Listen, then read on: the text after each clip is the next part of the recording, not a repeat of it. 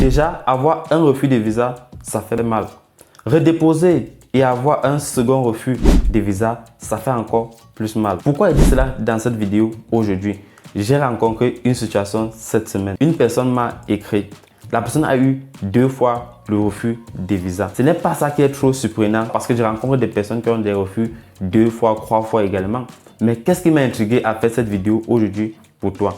En réalité, c'est que son histoire est incroyable. Ses motifs sont un peu compliqués, mais à travers cette vidéo aujourd'hui, je vais te proposer des éléments de solutions qui vont te permettre à ton tour de trouver des solutions et avoir ton visa en toute tranquillité. Cette situation m'a beaucoup attristé parce que tu déposes le visa pour un motif et tu redéposes, on te donne encore d'autres motifs. Donc en réalité, qu'est-ce qui s'est passé? Je vais essayer de donner des éléments probables dans cette vidéo également. Sans toutefois tarder, si le contenu que je vais dire dans cette chaîne te plaît, like la vidéo, partage, ça me fait plaisir. Si tu es nouveau sur cette chaîne, n'hésite pas à t'abonner parce que nous publions des vidéos régulièrement pour vous aider à immigrer en France en toute tranquillité. Si tu ne bénéficies pas encore de notre programme d'accompagnement, c'est le moment pour toi de le bénéficier. Parce que dans cet accompagnement gratuit, tu as les documents à ta disposition qui te permettent de réaliser ta procédure en toute tranquillité. Tu as également les vidéos et tu es suivi chaque fois par boîte email également. Donc en t'inscrivant, tu ne vas rien rater par la suite. Le lien est en description de vidéo. Sans toutefois tarder, pourquoi j'ai décidé de faire cette vidéo aujourd'hui, comme je disais? La personne m'a écrit, la personne a posé son problème. J'ai vu son problème, les gars, c'était vraiment bizarre. Et j'attire votre attention dans cette vidéo aujourd'hui. Oui, j'attire votre attention parce que vous ne comprenez pas. Je reçois des réponses négatives des gens. Les gens m'écrivent pour se plaindre. J'ai eu un refus de visa parce qu'ils veulent rester dans l'anonymat. Raison pour laquelle je ne vous dis pas également. Je ne vais pas prendre chaque fois capture d'écran. Je vous dis, les gars, regardez tel motif, tel motif. Je reçois des réponses. Des personnes qui se plaignent chaque fois. J'ai eu un refus de visa. Généralement, on vous apporte des solutions, vous ne mettez pas en pratique. Et vous aimez parfois quand ça brûle avant de venir vous plaindre après. J'ai eu un refus de visa, que faire? Qu'est-ce qui s'est passé? Sans toutefois tarder, je vais aller tout droit au but. La personne m'a écrit, la personne me dit, Ismaël, j'ai déposé ma demande de visa une première fois. J'ai eu le motif 5 de refus de visa. Selon lui, il a corrigé. Selon lui, il a corrigé. Raison pour laquelle vous dit quoi? Faites-vous corriger par un expert du domaine. Même ce n'est pas par France Études, même ce n'est pas par Ismaël, même ce n'est pas par notre équipe. Allez voir d'autres personnes, vous faites accompagner également. C'est très important. Une fois qu'on vous a donné un refus de visa, faites attention. Parce que généralement, comme je dis généralement, vous pouvez ne pas corriger l'erreur et on vous donne un second refus de visa. Et c'est très dangereux. Faites une révision générale sur votre dossier de demande de visa. C'est très important. Si vous ne comprenez pas cela, tant mieux. Vous comprenez? J'ai fait cette vidéo pour vous aider en toute tranquillité. Oui, j'ai fait cette vidéo pour t'aider, toi qui me regardes en ce moment. C'est vrai qu'il était beaucoup manqué, c'est vrai parce que ça fait un mois que je n'ai pas publié. Mais je suis de retour. En réalité, il me contacte, il me dit qu'il a eu un motif 5 de refus de visa. Il a corrigé son erreur. Il a allé redéposer. Qu'est-ce qui explique qu'il corrige son erreur? Et maintenant, on lui donne plutôt 2 motifs de refus de visa. C'est là où ça devient très compliqué. Je ne sais pas si vous voyez ça comme ça. La première fois qu'il a déposé, on lui a donné le motif 5 de refus de visa. Il a corrigé, selon lui, il a corrigé. Il a redéposé. On lui a donné maintenant 2 motifs de refus de visa. On a donné le motif 5 de refus de visa. Ça veut dire qu'il n'a pas trouvé la solution à son problème. Il est plutôt peut-être allé gâter encore. Et il a eu maintenant le motif 4 de refus de visa. Donc, pour la deuxième fois, il a eu le motif 5 et le motif 4 de refus de visa. Vous voyez que c'est compliqué. Qu'est-ce qui est dû à ça? Qu'est-ce que ça veut dire à propos de cela? Selon mon analyse la plus probable, je me dis ceci. Au moment de la correction de son dossier, c'est vrai que je n'ai pas une main mise sur son dossier. Au moment de la correction de son dossier, je me dis ceci. C'est comme si il a laissé le motif 5 de refus de visa. Il n'a pas trouvé la solution au motif 5 de refus de visa. Il est plutôt allé toucher le motif des 4 de refus de visa. Là, c'est la première hypothèse que je me suis fixée également. Donc, il n'a pas corrigé l'erreur qu'il fallait. C'est un peu comme quelqu'un qui est malade, tu vois. La personne a le palu. Il part chez un médecin, il prend plutôt un remède pour soigner le pied. Ça n'a pas de sens. Vous voyez que ça n'a pas de sens en fait.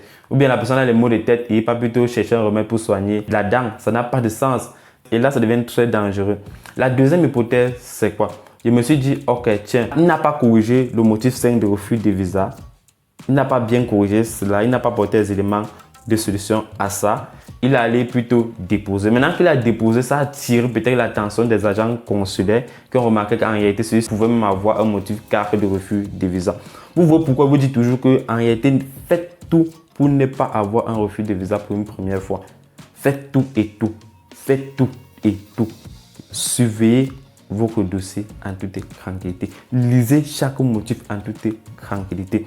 Tu peux aller lire ça sur le site internet en description de vidéo. C'est bien détaillé pour t'accompagner également. C'est pour toi que tu fais. Une année passe, tu as fait la procédure Campus France. Tu as fait de l'entretien, tu t'es préparé, tu as stressé énormément. Maintenant, il reste 2 mois pour te concentrer et venir en France. Tu peux te permettre de m'aider en toute tranquillité. C'est vrai qu'il y a des personnes qui m'aident, ce n'est pas volontaire, mais il y a des personnes qui m'aident que c'est la négligence totale. Et en ce moment, c'est toi qui subis, c'est toi qui as mal. Parfois, certaines personnes veulent m'appeler à minuit, je ne peux pas décrocher à minuit. Donc, c'est pour vous dire quoi, les gars, prenez vos procédures vraiment au sérieux.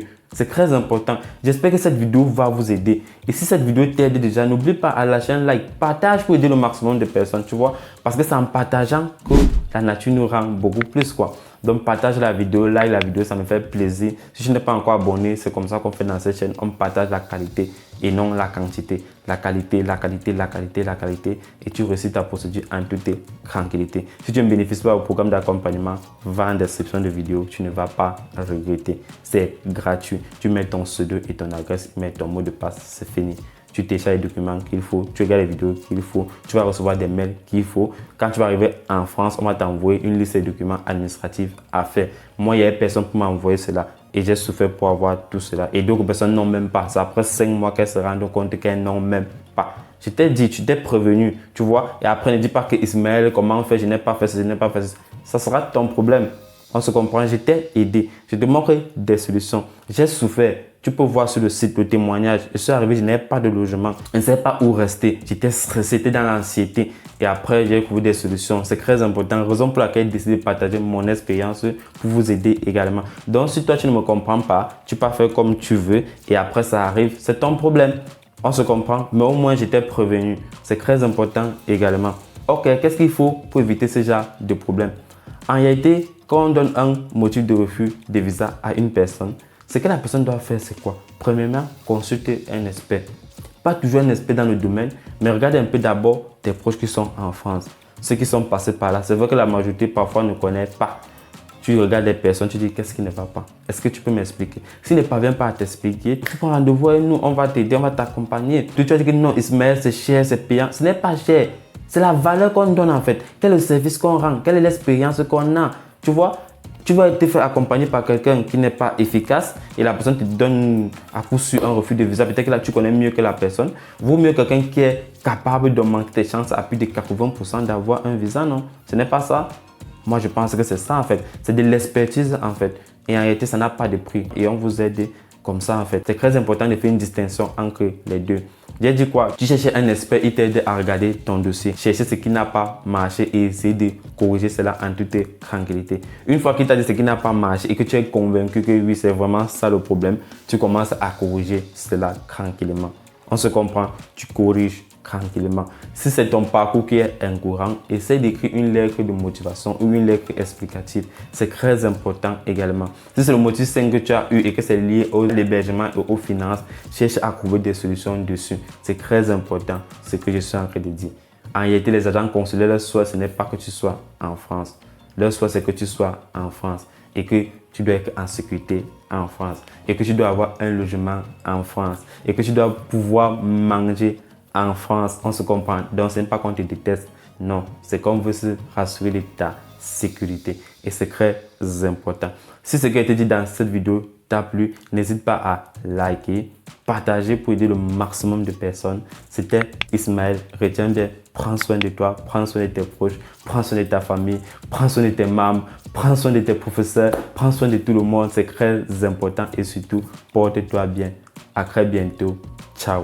Je me rappelle, lors de mes procédures d'immigration en France, j'ai fait face à des difficultés énormes, que ce soit de la procédure Campus France, de l'obtention du visa, de la recherche de logement. Et même quand je suis arrivé ici en France, il y a un proche qui était censé venir m'accueillir. Il m'a abandonné complètement à la gare. Et c'était lui qui était censé m'héberger. Je n'avais pas de logement, je ne savais pas comment faire pour m'en sortir en France. J'ai fait face à des difficultés énormes également. Raison pour laquelle j'ai décidé de créer France Études pour t'aider à réaliser toi-même ton projet d'immigration en France sans se soucier de quoi que ce soit. Choisir France Études, c'est choisir également quoi? Premièrement, c'est choisir un ensemble de programmes vidéo qui vont t'aider à réaliser ton projet d'immigration ici en France en toute tranquillité et gratuitement. Je précise bien gratuitement. Deuxièmement, c'est choisir de télécharger un ensemble de documents que France Études a mis à ta disposition gratuitement pour t'aider et pour te guider dans ton projet d'immigration en France, que tu sois employé de campus français, employé de demande de visa ou bien à la recherche d'un logement étudiant ici en France. C'est la solution pour toi. Tu vas recevoir ces offres-là gratuitement. Troisièmement, c'est d'accepter quoi? Recevoir par mail des messages de France Études pour t'aider, pour t'accompagner durant ta procédure. Pour bénéficier de ces offres gratuitement que France Études a mis à ta disposition, il te suffit juste de faire quoi? De mettre ton pseudo, t'inscrire en mettant ton pseudo et ton adresse email pour rejoindre le programme d'accompagnement et ne pas souffrir comme moi, Ismaël, j'ai souffert mon année durant ma procédure. Cette offre est unique et tu ne verras ça nulle part. Donc inscris-toi. L'équipe de France Études est là pour t'accueillir durant cette aventure d'immigration en France. On se retrouve à très bientôt.